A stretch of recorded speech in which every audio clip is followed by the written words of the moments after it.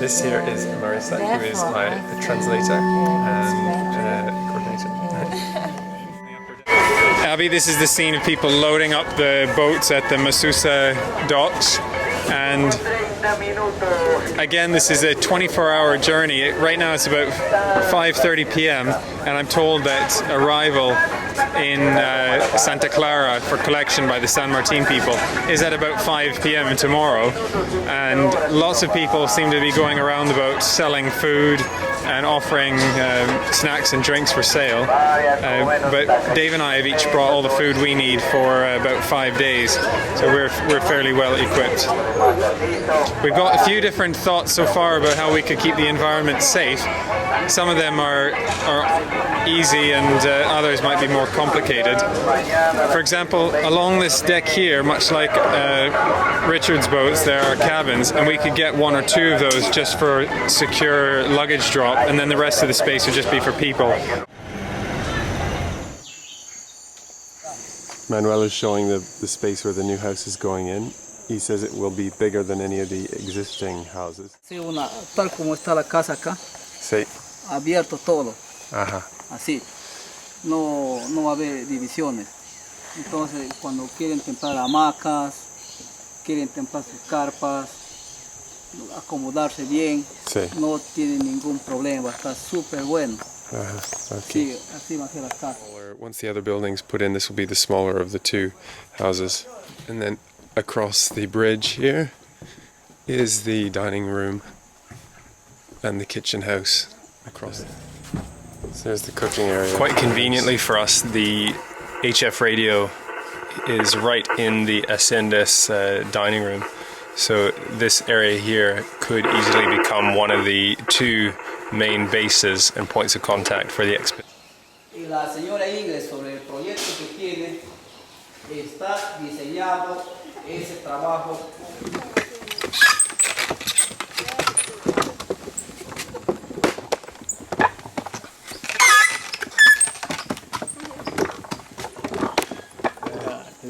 ¿Cuántos pan puedes preparar cada día con este horno? Con este horno preparo cada día 500 panes.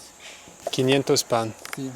Y si cambiamos el horno y el molino, ¿cuántos pan podemos preparar cada día? Cada día puedo preparar ya 2000 panes. 2000 pan. Sí, puedo superar mejor. Coordinan conmigo, siempre yo les doy la bienvenida a la comunidad, a la gente. I'm in the water filtration house for San Martin village right now. Apparently some part of this structure is broken. What Gamino is showing us right now is how they have a water collecting point from the river, and then once it's settled there, then people can come in and put the water in the filtration unit.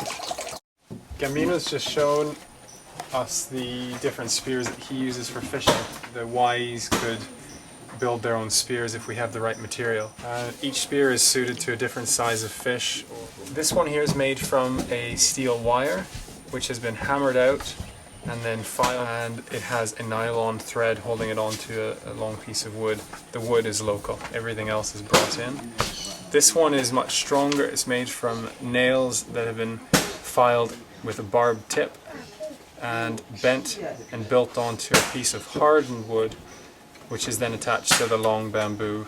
Just by chance we've come across Dante in town, and he's brought us back to the school, Abby, and he's explaining again to us the opportunity for us to do what he calls intercambiar, exchange between the school and our students. And that San Martin has got numerous paths leading out to the chacras, the small farms. This path that we're following to Arica runs through so many different plantation areas. I think this is a great example of the condition of the many canoes in the village. We can see a couple of small canoes there on the water's edge, and then a much larger one which is clearly in an abandoned state. If there might be potential for any interested Wais to drag them up, find the leaks, refurbish them a bit, and then use them. The canoe that we're in right now is probably about the size that we would love to build as a group while we're out here. This is the paddles that we're using. You can see that an enormous surface area made from a single piece of wood, quite heavy to use, and a smaller version of the same paddle, which we actually just found while we were in the chakra, which could be used, suitable probably to a child or a smaller paddler, but is again a great example paddle that a Wai could make while they're out here. And we've already had several men offer to help with the instruction on how to make a paddle, and we think, looking at that size compared to that size, that this would be a reasonable item of carry-on baggage for a return flight.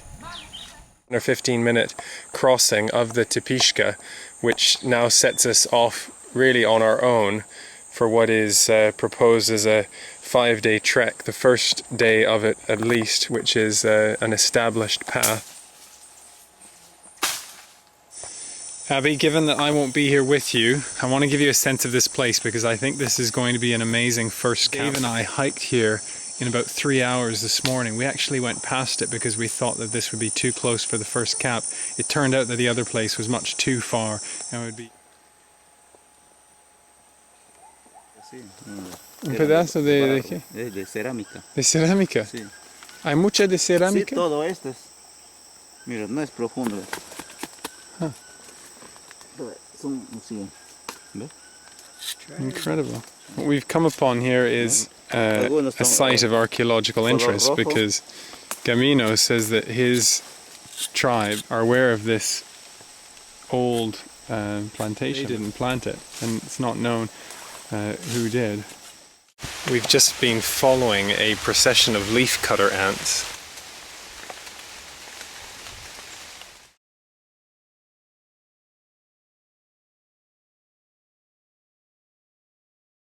This enormous tree, which must be 6 meters across at its base and some 30 or so long, but seemingly the people who cut this down will be back to break it up and float it out when this area floods. Interesting, just a minute earlier I had seen a branch that had been recently cut, and it was not by my machete or Gambino's, so it led us to wonder if we were crossing paths with someone. We've just come upon a gun, and clearly someone's out on a hunt just now. This site at the head of Cocama-Cocamilla we are imagining to be a good second night for a jungle trek.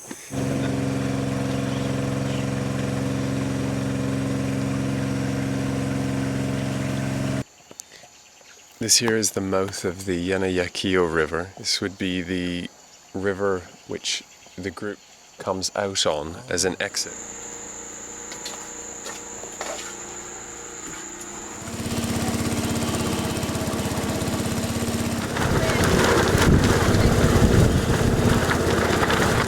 This time of year the water level's coming up so quickly that there are whole trees and banks and chunks of deadfall getting swept down the river. At the moment we've got enough daylight we can see almost everything coming towards us, but in the size of boat we would easily capsize if it hit a tree. And so you can see Manuel's got his flashlight for the guys later on, or if the sun goes down before we reach our boat.